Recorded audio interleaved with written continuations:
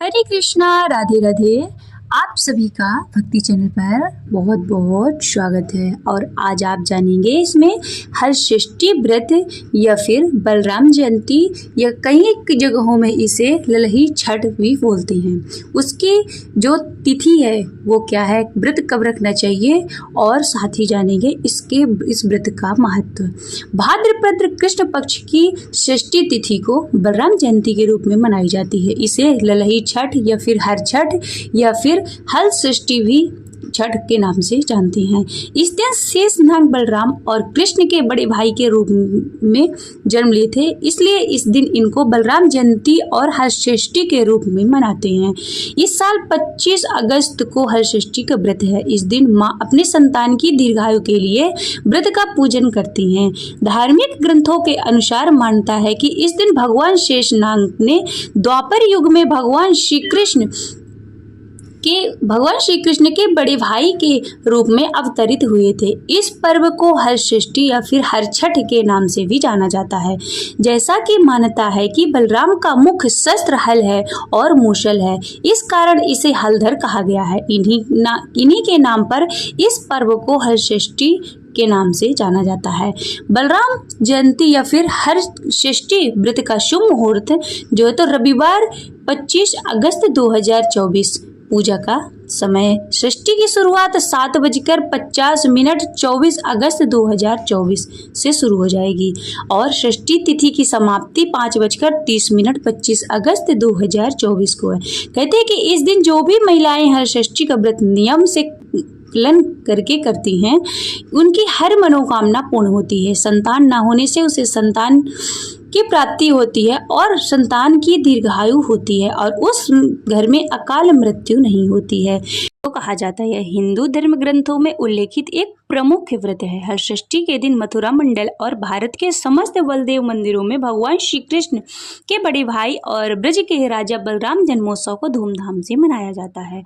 इस दिन गाय के दूध व दही का सेवन वर्जित माना गया है। इस दिन व्रत करने का विधान भी है।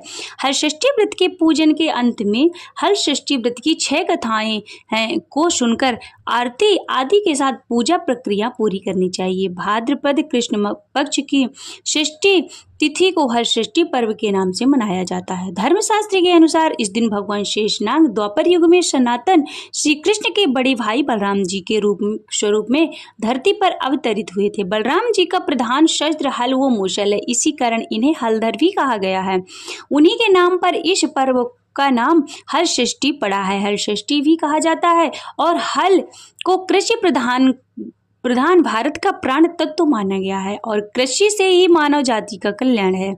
इसी कारण इस दिन बिना हल चले धरती पर अन्न व शाक भाजी खाने का विशेष महत्व है।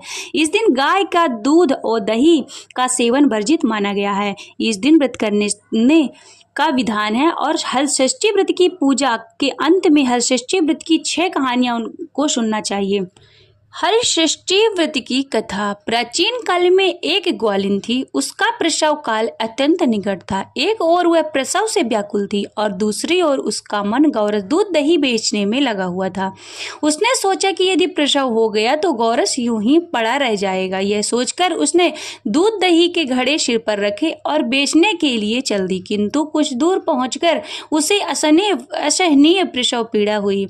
वह एक झरवेरी के ओट में चली गई, वहां पर एक बच्चे को जन्म दिया। वह बच्चे को वहीं छोड़कर पास के गांव में दूध दही बेचने चली गई। संयोग से उस दिन हरषष्ठी थी। गाय भैंस के मिश्रित दूध को केवल भैंस का दूध बताकर उसने सीधे साधे गांव वालों में बेच दिया।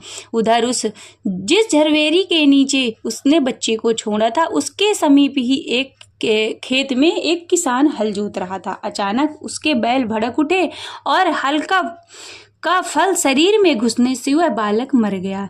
इस घटना से किसान बहुत ही दुखी हुआ, फिर भी उसने हिम्मत और धैर्य से काम लिया।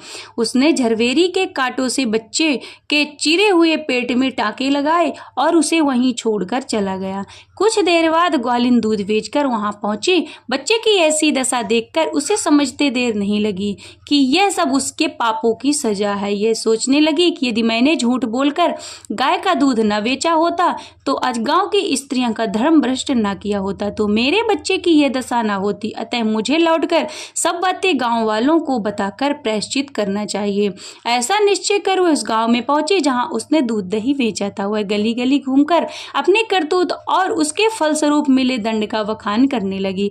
सब स्त्रियों ने स्वर्त धर्म रक्षार्थ और उस पर रहम खाकर उसे क्षमा कर दिया और आशीर्वाद दिया। बहुत सी स्त्रियों द्वारा आशीर्वाद लेकर जब वह पुनः झरवेरी के नीचे पहुंची तो यह देखकर आश्चर्यचकित रह गई कि उसका पुत्र जीवित अवस्था में पड़ा था। तभी उसने स्वार्थ से के लिए झूठ बोलने को ब्रह्मा हत्या के समान समझा और कभी झूठ न बोलने का प्रण लिया।